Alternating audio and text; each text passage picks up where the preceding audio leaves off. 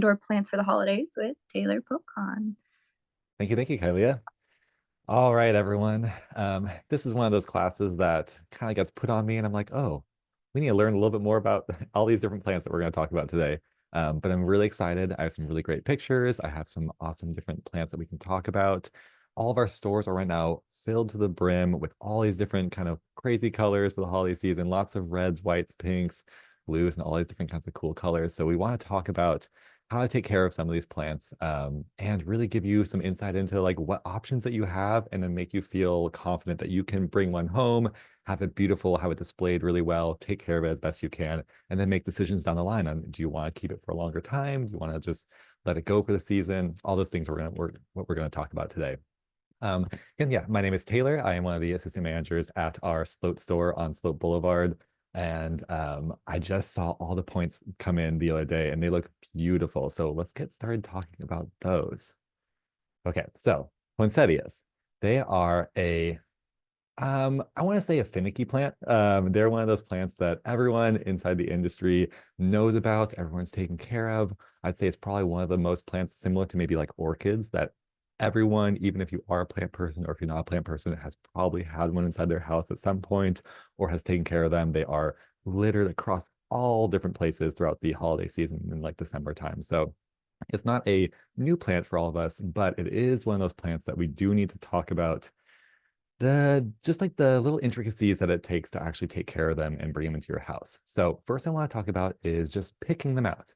I think that's a really good start because in general, if you can pick out a good poinsettia, you're probably good for the season. You'll have a good time. It'll look fine. You can kind of do your thing. We'll have some basic care talk soon, but in general, picking out the right one is always really important. Our stores are, we try and pride ourselves on really beautiful looking plants. I even went into our store and I was looking around for any that had a little bit of a shabby look to try and show you a bit of a shabby one looks like. I couldn't find one, so that's good in its own right. But when you're picking out a poinsettia, you want to look at the bracts. And the bracts are these colorful leafy structures that are around the tops of the plants. Is what we all look at. We see the bright red, or in this case, we have some bright orange, or these variegated colors. There are so many varieties that they're coming out with and all these hybrids and all these cool cultivars that they're putting together to have some like nice bright color. I think traditionally for a long time it was just red, which is beautiful and it still is probably the one we sell the most of course. But in the plant world, we all love variation and we all love variety and we all love variegation. So we have a lot of these new plants that are coming into our stores that have some really beautiful colors. So check out those. I have some nice pictures here. But when you are choosing them, you look at those bracts, these leafy, colorful structures, and you're like, okay, I want to have the nice bright ones. I don't want them to be weirdly faded. I don't want them to be drooping. Of course, we try and keep them watered and looking beautiful in the store, but sometimes you have a few in the bunch that are just not as strong, or maybe they kind of got a little bit damaged in movement. And so, don't choose those ones. Another really good thing to look at, like I was saying, is those sturdy stems. They are they're breakable. We're going to talk a little bit about that soon. They snap at the moment's notice if you put a little bit of pressure on them. So you want to make sure that when you're pulling them out, you don't have broken stems, you don't have saggy parts, you don't have anything that's going to not have a lot of rigidity. You want to have a nice, strong, sturdy stem as best as you can. And then look at the flower buds. And this is something that I actually didn't know for a long time, but it's a trick that a lot of more professionals in the industry really talk about is the little flower buds that are right in the middle of the bracts. They are these kind of nice little going from green to yellow, and I have some pictures later. But you want to find nice tight ones. Tight ones means that they're very new. That means that plant just recently really developed its bracts, it developed its flower buds. It's going to last for a lot longer. If you have ones that are fully blown out, they will still look good for a while, and maybe you'll see those more in the later in the season. But right now, we're filming this going almost into a week or so till Thanksgiving. You want to find a nice, fresh, new poinsettia to have it last throughout the whole season. And again, yeah, all these different kind of cool color varieties. I'm gonna have more pictures of them later on. I don't have the names for them, I'm sorry, but we do call them specialty poinsettias. So come into our store and pick out one that fits your season, especially if you're going into this kind of nice, more fall holiday season for Thanksgiving. These beautiful orange ones are so pretty and they really hit the vibe of like that nice, not Christmas just yet, but still holiday season. Also some nice, almost whitish yellow ones that we get in different times as well. So let's talk about some care because that's what's gonna be the most helpful for everyone is just what can I do to take care of this plant? And it is still just a plant. It's in the euphorbia family. So it is this like semi succulent-ish kind of stemmed plant. It's a little kind of confusing there. We'll talk more about that soon, but in general, they are a plant that likes bright light. They are, I believe, from the Mexico region kind of area, and so they have this bright light capability where they don't want to be super dark. But I do like to say it's your holidays plants for the season. If you have it right by a beautiful display in your middle of your living room and you have a very small window, it's okay. This is a plant that you're using for displaying. So if you are buying these plants to have beautiful color throughout your house and there's not as many windows as you usually have for other plants, it's okay for the season. Enjoy the plants, enjoy the color. It's all about festivity. But if you're looking at what the plant needs, it does like bright light. So if you can have it kind of near a window or anything like that, or let's talk about later on for later on care, that's the kind of lighting it wants. If it is in the corner and you have it there for a long time, it will stretch, it will defoliate a little bit more. It'll happen later on, so it'll probably be past Christmas or something like that. That really becomes a problem, but just know that they will react to that low lighting like any other plant would. And I've actually was reading about some people suggesting that if you do have a really stretchy one at the very end of the season and you're not really worried about it, come in, trim off the stems, put it into some water. They actually last a pretty good time as cut flower arrangements. And you can just take those long, stretchy stems that don't have flowers on them anyway and throw into a vase. So you can reuse it at that point. Again, also talking about water, you want to keep the soil damp. These plants like to be well hydrated, but I have my little stipulation. They don't want to be sitting in water. They come in these little plastic sleeves, and I see people doing it differently. If you have the plastic sleeve with the slits in the bottom, you have a saucer underneath it, you water it like a normal plant. The water goes through, it evaporates, or you can dump out the excess water. You don't want it to be sitting in water. If you don't cut the plastic sleeve, that's totally fine. Just use it like a saucer. After you water for a little while, it hydrates up, pull the plant out of the sleeve, dump it out, put it back in if you want to keep it in that. So in general, you don't want to overwater these plants. They are not they're not a bog plant or anything like that. But they do want to stay pretty damp and pretty saturated for at least watering about once or twice a week. That's how we generally take care of them in the stores. It's always good to kind of look at the leaves and the bracts if they're starting to give you a little bit of a limp, or if you touch the soil and it just feels like a very dense block of peat moss or whatever it's growing in right at that point. That's when you want to make sure you water. If you leave it for too long, you will defoliate and it'll be a little bit sadder before the end of the season when it would naturally do that anyway. And then lastly, and for like general care, is you just want to have a pretty moderate temperature. They like warmer temperatures. They like how we like our temperatures. Generally, a lot of our houseplants, if you have a nice, relatively pleasantly warm house, they'll be totally fine. If you have a very cool house or you put it in like a very cold bathroom or something like that, that can also lead towards defoliation and a little bit of not the most prettiest leaf or bract structure kind of formation. So in general, warmer temperatures are better. Don't go above 70 degrees. You don't want to put it right next to a heater or anything like that. That will absolutely crisp your leaves even faster than being too dry or anything like that. So you want to find the nice little balance, but it's a good balance you can usually find. Most of our houses are within this color or this temperature range. But like I was saying, keep away from heaters like all houseplants. Keep away from heavy drafts or windows that are open. That can mess up your plants a little bit too. And then let's move to our next part, which is all the physiology of poinsettias. So they're a pretty interesting plant that actually, like I said, they're in the euphorbia family. So all these little plants right down here, and the euphorbia family is huge. It is probably one of the most densely packed genuses or families in the plant world. There's definitely some statistics there that I don't fully know, but I do know that it's varied and lots of variety there. We see these cactuses, we see these little like crown of thorns, we see also some other kinds of more bushier plants in our nurseries that are on the euphorbia family. They all have this characteristic that is a sappy, milky sap, or milky sap. I have a little picture here of just kind of pinching one of the little poinsettia bracts and the milky sap kind of coming out of that area. If you ever have had one that has fallen off a shelf or you accidentally slapped it too hard or something like that, and the tops of it break, you will see the stem start oozing out all this milky sap. And it's concerning because you're like, oh no, the plant is leaking. But it is also technically a bit of a toxin. It's not super, super heavy. It's a bit of a mild latex toxin. If you have an allergy to latex, it can be a problem. In general, it's a bit of a skin irritant. It's not great for pets or us to lick, so do not ingest it at all. it will just more cause stomach aches and pets and stuff. So you don't have to worry too much, but it is something that you should be careful of. And especially if you're a little bit worried about some more sensitive animals or children or anything like that, watch out for your poinsettias. If they are breaking and if they are leaking, try to not touch the sap. Like I was saying before, I usually I was trying to find a very broken up poinsettia to really show all this stuff coming out, and I couldn't find one. We took really good care of them this year, which is awesome, really good to hear. So I had to come in and snip this little leaf right here to show off the milky sap coming out of it for this presentation. All right. Another big thing about them, like I was talking about before, is they have these floral structures, right? They have these bracts, which are the colors, and then they have these cythias, which are the little buds that are in the center of those colorful floral structures. This is actually the flower of the poinsettia. So this is where the little, anthers and stamens and all the little reproductive parts of the plant is.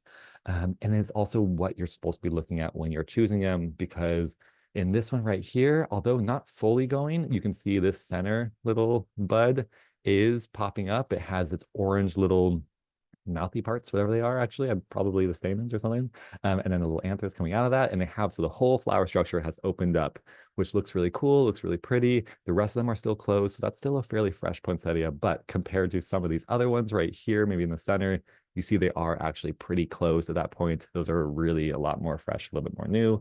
They'll last maybe a little bit longer. So it's just something to keep in mind when you're choosing your poinsettia. If you have one that is all brightly yellow and kind of flittery and all these like anthers in the center of the plant, maybe it's not the one to choose. Although if you're coming into our store maybe in late or mid-December and it's almost Christmas time, it's probably all you're going to be finding, and that's totally fine because that's just the normal process that they're going through. So later in the season, it's okay. Early in the season, look for some nice tight buds.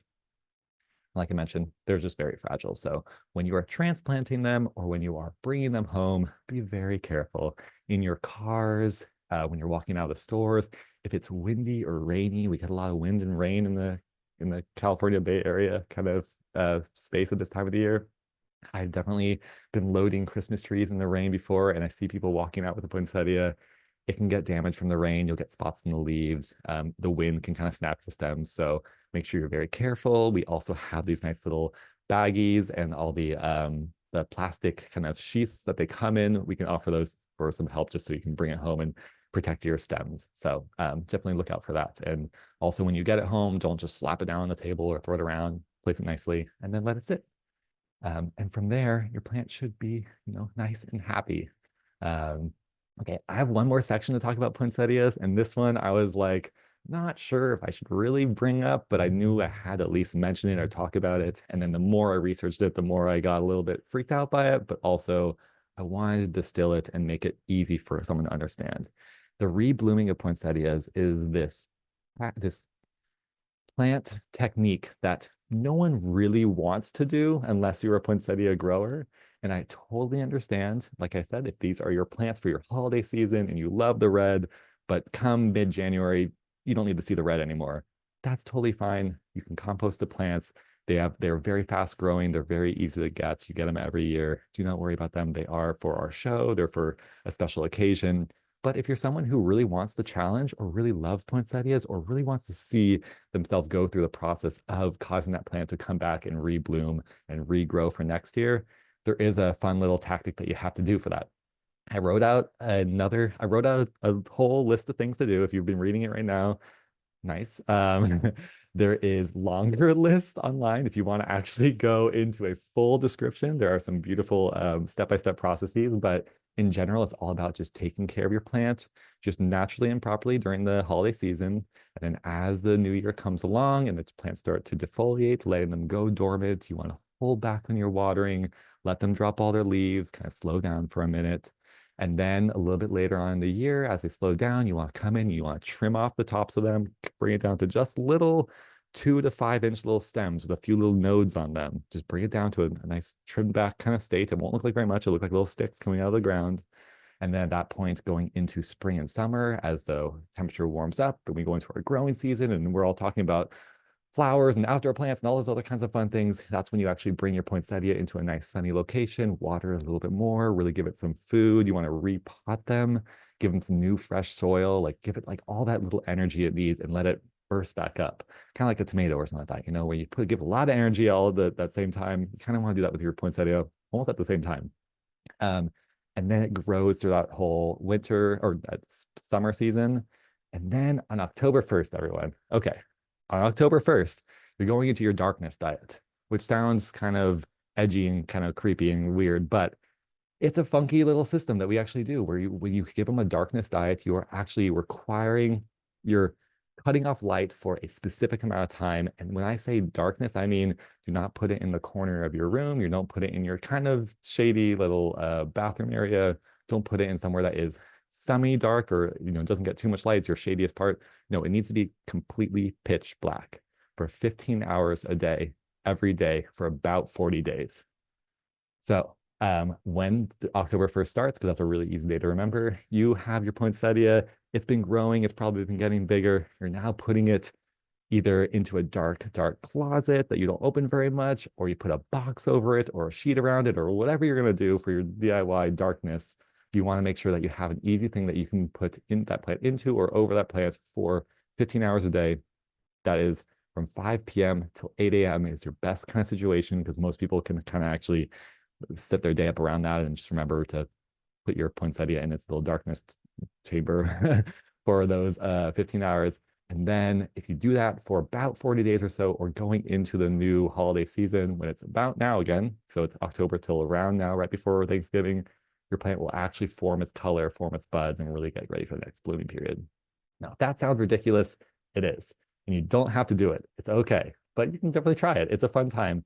I've taken care of poinsettia for a full year before. I didn't really go through this full process. I kind of just put it in a corner for a while, and it did kind of come back with a little bit of red buds and a little bit of bloom. So it does something if you don't really do too much care, but if you really want a nice full reblooming experience, this is the steps. I tried to distill it down one more time right down here in this little timeline that I made, making it a little bit easier to just look at. I think January, you're blooming. February, you're cutting it back. April, you're repotting it and you're fertilizing it. June, you're watering it, you're letting it grow. October, your darkness diet. And then December, it's showtime. So if you want to try it again, go through that process. Okay. So everyone take a deep breath. Look at some flowers. Poinsettias are over at the moment. They're amazing. If you want to get some, come into all of our stores. There's so many beautiful colors, but there are so many other beautiful plants in our stores as well. So if you are looking for just color inside your household during this holiday season, look at all these beautiful different kinds of anthuriums, all different kinds of African violets, all the orchids and bromeliads. We have much of other kinds of things. We have a bunch of different lipstick plants and other stuff that are blooming. So it is not just the red, it is not just the poinsettia that is your blooming plant. And I just want to give you a little bit of reprieve and bring you back to, also get your other house plants. I'll get your foliage, get your beautiful palms, add some green around all that red, something like that. Definitely come into our stores. You want to go big. Okay. So let's talk about the next thing that is also a time-sensitive plant of the season. This whole webinar is all about time-sensitive plants. It's about setting up yourself for a payoff at a specific time. So forcing bulbs is something that we do every year. Amaryllis, paperwhites, hyacinths, these are our main winter bulbs that we have.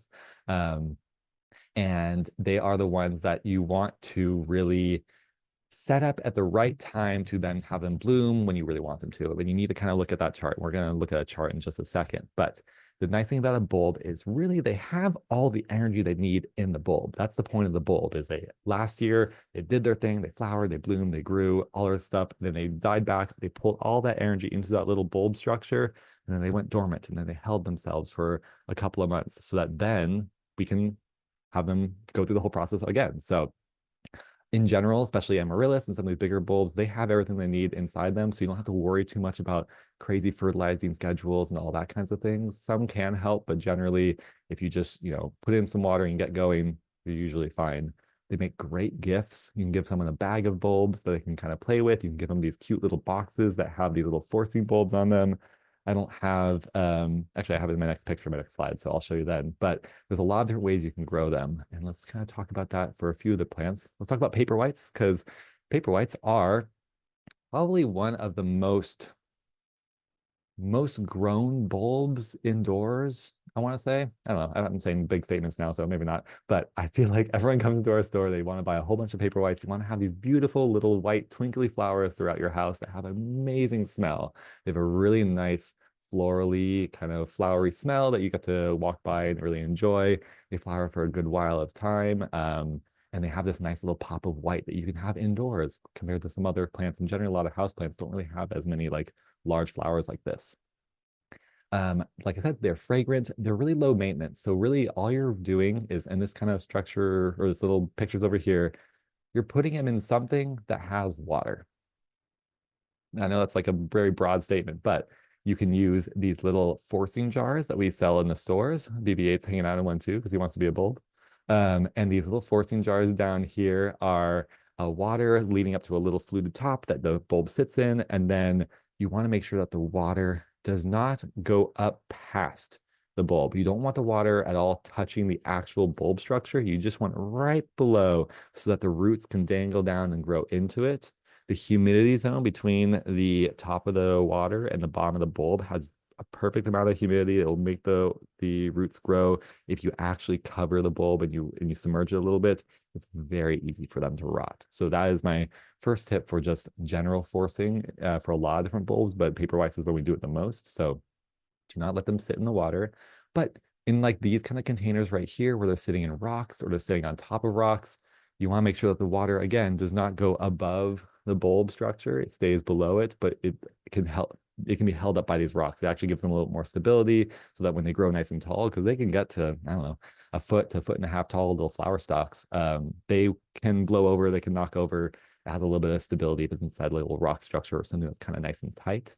And then they just grow their roots. They shoot up these beautiful little thin flower stalks with the flowers on top. Like right here, you see all these little white flowers. They make great cut flower arrangements, although themselves is pretty much a flower arrangement, but you can always cut them if you want to, if you're growing a lot of them, and put them into different like displays, or you can let them just do their thing with their bulb and just live in that area. I have right here, if you've been looking at it, a bloom calendar. We have these in all of our stores, and I've never actually fully paid attention to them, and I feel like now actually reading it, it makes a lot of sense, but it gives you this 6 to 10 week approximation for blooming after planting. So we're right now recording on this our November 16th. And so we're right in this range right here to have them. If you plant them now, you probably get them to bloom by around Christmas to New Year's kind of timeline. If it's can vary, so do not stick to it completely. But like I said, it's about a 2 week kind of period. So if you start them now, you can probably get them right around that time. If you start them later, you'll get them in the new year. If you started them a couple of weeks ago, you would get them more for Thanksgiving. That's the whole timing situation. You need to think about how long it'll take for it to actually grow in. It's fun to see no matter what. It grows very quickly. Children love seeing these little plants just every day get bigger and bigger. And you're just like, wow, look at the grow, look at the roots grow. You can actually see the roots in these little glass bottles. It's a really fun time to grow. I don't have any pictures of hyacinths. I just didn't have any in my phone, and I didn't have any that were ready, but they are very similar to the paper whites. Looking on the packaging, they can tell you all about the timing, but I believe they're in the same kind of range as the paper white. And the only thing I always recommend about hyacinths is they have a bit of an irritating kind of skin to them. Their shell of the actual bulb has a bit of an irritant, and it's not for everyone, but if you are sensitive with your skin, if you touch it too much, you can get a little bit of hives. So just be careful of that. Not super scary, but just something to be careful of when you're dealing with a bunch of hyacinths and moving them all around, as I've discovered. I get hives on my arms. Okay. And one more big, bold thing that we want to talk about are amaryllis. So amaryllis are these huge structures. They have, big, large onion-sized bulb structures with these huge flower stalks that come out of them. They have between like a foot to maybe 2 to sometimes maybe 2.5. They can get really tall. These flower stalks that shoot up these amazing little lily-looking flowers that brighten up your house with some beautiful kind of fragrance and color. There's a lot of different colors. They're generally within that kind of reds to whites kind of range, but there's some other varieties out there. I'm sure they're making new cultivars every year with kind of fun amaryllis cultivation. So check out the store, see what we got. But in general, they like a full to partial sun kind of area. They can be grown both indoors and out. They are just like a plant that you can plant in your backyard. I think generally most people in our kind of in habitat area grow them just as forcing bulbs indoors and have that for the season. But if you like the plant a lot and you want to plant them, you can probably do that in your area. Just, check on your planting zone and stuff like that. But in general, they like a pretty nice full sun to partial sun area. If you're going to bring them indoors and you're going to have them in your living room with all your other plants, make sure they're getting a nice amount of sun, especially as they're growing in. Again, they are big bulbs, so all their energy and everything they need is really inside that structure. So you don't have to worry about too much, but they do generally get sold and grow in soil. And a lot of times the soil is pretty nutrient rich. So the extra nutrient actually really helps it push through that flower season, as well as give it enough energy for it to die back into the bulb and have more energy for next year. If you don't give it a little bit for each year, I believe every year it'll be a little bit of a weaker bulb until it probably will fade away and it won't be as viable anymore. So making sure that it does grow healthy and happy with a lot of energy and then pull that energy back in is how you keep that process going. Um, they like to have the top of the soil dry. They want to be watered consistently, but they don't want to be watered too much. If you give it too much water, they will rot as well. It is still a bulb structure. If you are saturating it completely and you're giving it too much water, it will have a rotted bulb and you won't have that viable again for later that season or even just right away. Your flowers will probably die back and stuff like that. So letting them dry out nicely in between watering, checking the top, inch or to 2 inches of your soil is a nice habit that you should fall into for all your house plants, and you can use that for this one as well. And like I was saying, they can rebloom. It takes about a 2 to 3 month dormancy period before. So as they finish blooming and they throw out some leaves and they get some energy, and then those leaves die back down. You can cut up the flower stem whenever it dies back. That's fine. Let the leaves die back more naturally into your bulb, and then when they are looking pretty brown and done, come in and just trim that off. You can take the plant out of the structure that it's in, or the soil or water or whatever you're growing it in. You can kind of let it dormant for a while, either in like a baggie, or you can even just leave it in the pot and let that dry out and put that into the corner for a little while. A couple months later, after it's been in like a cool, nice, dark area location, you can bring it back out and you can give it some water, give it some light. It might grow back. I mean, generally these are for the holiday season, so it's like a 1 year kind of cycle. But honestly, I've had amaryllis bloom about 2 to 3 times because I just kind of forgot about it and it just been in a pot for a while. And it just popped up like another flower in the middle of spring, and I was really excited. So, it has the capability and it has that kind of energy inside the bulb structure as long as it goes through that dormancy period. It was just kind of fun. And then, of course, we do have in our stores nowadays these little wax bulbs. We were talking about it before. It's a little bit of a funky system. I don't know too much about it. I haven't really grown it myself, but I know a lot of people have done it before. I think the concept is the bulb has all the energy, the wax keeps in the water, it grows. You can just put that on your counter. You can give it to a friend. They don't have to water it or do anything. It'll pop up and shoot up a flower and have a fun time. It'll probably die back. I don't know the viability of the bulb long term because you are really, holding everything in and just letting it use all that energy and then not really giving it a lot of water to pull that back in. So I'm not exactly sure long term, but it is a beautiful, fun present that you can just kind of give to someone and they see a plant grow and it's really fun. But yeah, there are lots of colors out there. And if you are interested in them, we have them both as just raw bulbs, the like bare root form of them, as well as in potted plants that are already growing. So if you want them to get a flower really soon, go for one that's already potted compared to a one that's not growing yet. Okay. Last little topic that we're going to go into today, holiday cactuses. This is another bit of a nebulous plant that's kind of fun. It's a really easy one to take care of in general. Like I don't want to freak anyone out, but they also still have that same kind of funky timing situation and temperature situation as some of the other plants we talked about today to really get them to rebloom. But let's just go into some general technical stuff about them. They are epiphytic plants. So even though they are called cactus, first off, not a cactus, but that's fine. Nomenclature is kind of wild in the plant world. It's a type of succulent. They are epiphytic and they're from the rainforest. They're not from like the desert. You don't go to these like desert locations and sandy areas and see these holiday cactuses. They're growing on trees in the bark where like orchids grow and stuff like that. So you can kind of think of them that they do need that consistent watering, but also that nice drainage. Like an orchid, you want to water it consistently, but you don't want to be sitting in water. That kind of situation is actually very similar to these holiday cactuses that we have. I also have right down here, there are 3 species of holiday cactuses that we talk about. We have the Thanksgiving cactus, the Christmas cactus, the Easter cactus. They all look about the same. They all flower about the same way. They just flower at different times of the year based on their genetics that they have kind of developed over however long they've been cultivated for. Um, it's hard to tell a difference. Kylie and I were talking about it. It's all in the leaf structure. Probably a little bit of flower structure difference, but all in the leaf structure. I can't fully tell you or can't really identify unless I really looked it up. But in general, do not worry about it. They'll flower when they flower. But if you know you have the Christmas cactus, which is probably what you're going to be picking up at this time of the year, just know that you can set it up next year to flower again at this time if you do the proper steps. And it might even flower throughout the rest of the parts of the year because plants do their thing and they like to flower whenever they can. Um, and then I just have this little picture here. This is the one that I own, and I've had it for about a year, maybe a year and a half or so. And it is bright purple right now. The leaves are really purple, and it's been sitting in my kind of alleyway that gets a decent amount of light, but it's a little bit cooler.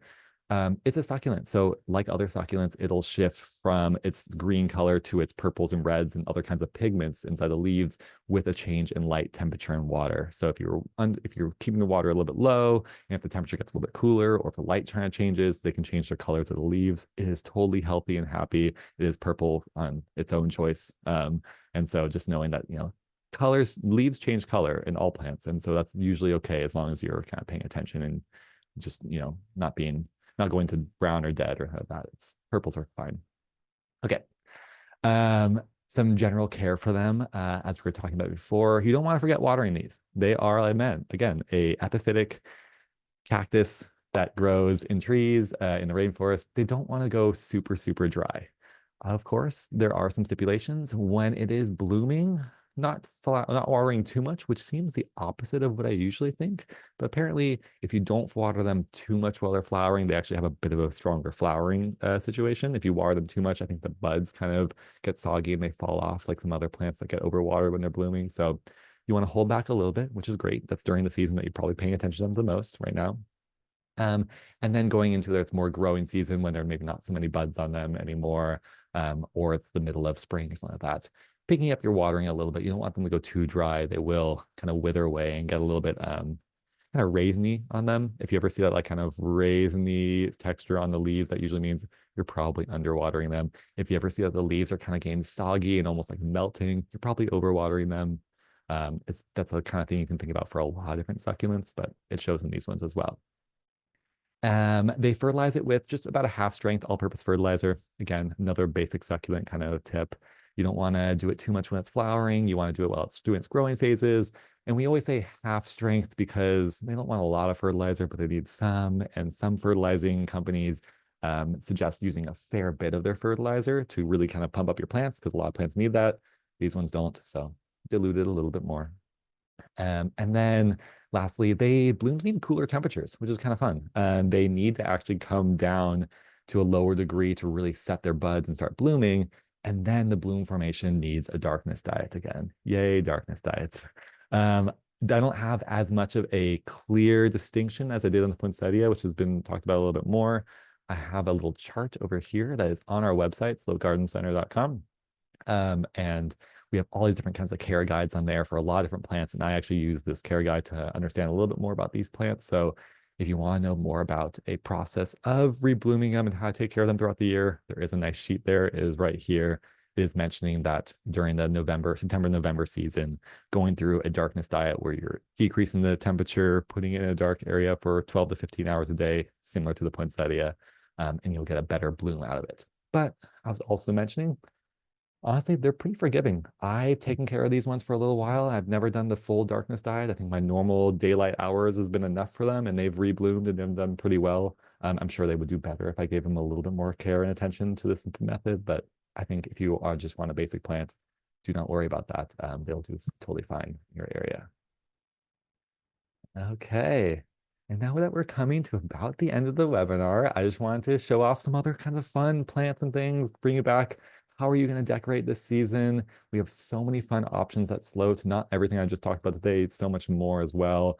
Lots of fun trinkets and gifts and hanging wind chimes and all the different little basic little statuary things and all that kinds of fun stuff. So there's a lot of ways to decorate in our store, of course, all the poinsettias that you can ever want, as well as Christmas cactuses and bulbs and things like that. So I hope that you enjoyed the fun demonstration of all the fun things you can get and maybe some care options and understanding a little bit more about that crazy little darkness diet thing that everyone talks about with poinsettias, but also makes you feel, happy and confident that you can bring any of these home and take care of them.